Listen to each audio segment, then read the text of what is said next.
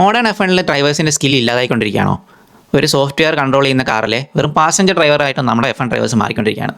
So let me explain how AI is taking your F1. പണ്ട് മുതൽ F1 കാഴ്സിൻ്റെ എഞ്ചിനെ control ചെയ്തിരുന്ന ഒരു സൂപ്പർ കമ്പ്യൂട്ടറായിരുന്നു ECU അല്ലെങ്കിൽ SCCU ഇതിനെ വിളിച്ചിരുന്നത്. ആൻഡ് എഞ്ചിനീയേഴ്സ് ഡേറ്റ ബേസ് ചെയ്ത് ഓരോ ട്രാക്കിൻ്റെ ഡേറ്റ ബേസ് ചെയ്ത് ഓരോ സെറ്റപ്പുകൾ ക്രിയേറ്റ് ചെയ്യും. ആൻഡ് എന്നിട്ട് ആ സെറ്റപ്പ് ഈ ECUയിലേക്ക് ഫീഡ് ചെയ്യും. ഈ സെറ്റപ്പുകളെയാണ് എഞ്ചിൻ മാപ്പിംഗ് മോഡ് എന്ന് പറയുന്നത്. ആൻഡ് ഓരോ സാഹചര്യത്തിനനുസരിച്ച് ഈ മാപ്പിംഗ് മോഡുകൾ മാറ്റും ഡ്രൈവേഴ്സ്. അതായത് ഇപ്പോൾ ക്വാളിഫയിങ്ങിന് ഒരു അഗ്രസീവ് മോഡായിരിക്കും, പക്ഷേ റേസിൽ ഒരു ബാലൻസ്ഡ് മോഡായിരിക്കും. ആൻഡ് വെറ്റ് വെതർ കണ്ടീഷൻസിൽ ഒരു സ്മൂത്ത് മാപ്പിംഗ് മോഡിലായിരിക്കും കാർ റൺ ചെയ്തിരുന്നത്.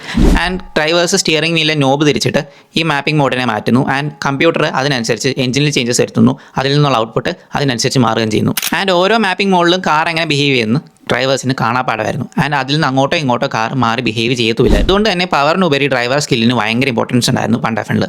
അതായത് ബ്രേക്കിംഗ് പോയിന്റുകൾ എടുക്കുന്ന റിസ്ക്കും ത്രോട്ടിൽ ബാലൻസും അഗ്രസീവ് മൂവ്സും ആയിരുന്നു ഒരു ഡ്രൈവറെ എന്നും ഫ്രണ്ടിൽ നിർത്തിയത്. 2014 ഹൈബ്രിഡ് എറ വന്നപ്പോൾ കാര്യങ്ങൾ കുറച്ചുകൂടി കോംപ്ലക്സ് ആയി. MGUKയും MGUH ഒക്കെ വന്നു. ബാറ്ററി ഡിപ്ലോയ്മെന്റും എനർജി മാനേജ്മെന്റൊക്കെ ചെറുതായിട്ടൊരു ഇൻഫ്ലുവൻസ് പവർ യൂണിറ്റിൽ ഉണ്ടായിരുന്നു. സോ ഈ മാനേജ്മെന്റ് വേണ്ടി അഡീഷണൽ മാപ്പിംഗ് മോഡുകളും വന്നിരുന്നു. പക്ഷേ സ്റ്റിൽ അതെല്ലാം ഓൾറെഡി പ്രിപ്പയർ ചെയ്ത ഡേറ്റയാണ്. ആൻഡ് അതിനനുസരിച്ച് കാർ എങ്ങനെ ബിഹേവ് ചെയ്യുന്നു ഓരോ ഡ്രൈവേഴ്സിനും കാണാപ്പാടായിരുന്നു. And car behaved so.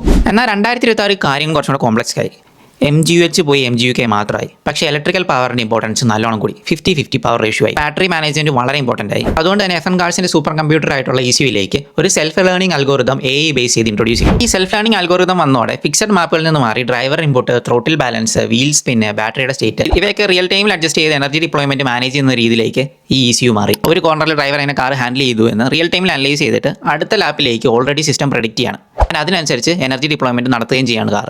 പക്ഷേ ഈ സിസ്റ്റം ഒട്ടും പെർഫെക്റ്റ് അല്ല. കാരണം ഓരോ ലാപ്പിലും ട്രാക്കിൻ്റെ ടെമ്പറേച്ചർ മാറും, വിൻഡ് സ്പീഡ് മാറും, ഫ്രണ്ടിലുള്ള കാറുകളുടെ എണ്ണം മാറും. പക്ഷേ അൽഗോറിതത്തിന് ഇതൊന്നും പ്രഡിക്റ്റ് ചെയ്യാൻ പറ്റത്തില്ല. ആൻഡ് ഇതിൽ ചേഞ്ചസ് വന്നാൽ അൽഗോറിതത്തിന് കൺഫ്യൂഷൻ വരും. And it won't deploy energy properly. ഇതാണ് ഇപ്പോൾ ഓരോ ഡ്രൈവേഴ്സിനും സംഭവിച്ചുകൊണ്ടിരിക്കുന്നത്. അതായത് സ്പായിൽ ജോർജിന് സംഭവിച്ചത് ഫ്രണ്ടിലെ വിൻഡും ട്രാഫിക്കും എല്ലാം കാരണം system കൺഫ്യൂസായി.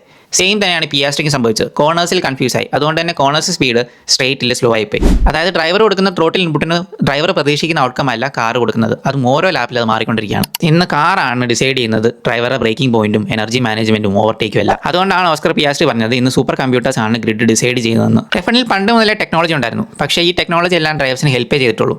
Drivers had control over the car. പക്ഷേ ഇന്ന് അങ്ങനെയല്ല കാര്യങ്ങൾ. ഡ്രൈവറുടെ മേൽ കാറിന് കൺട്രോൾ ആണുള്ളത്. And this is destroying all the driving skills that each driver has. So what do you guys think? Technological advancement കാണാനാണോ അതോ ഡ്രൈവിംഗ് സ്കിൽ കാണാനാണോ നമ്മൾ F1 കാണുന്നത്? Comment your thoughts below and follow for more F1 content.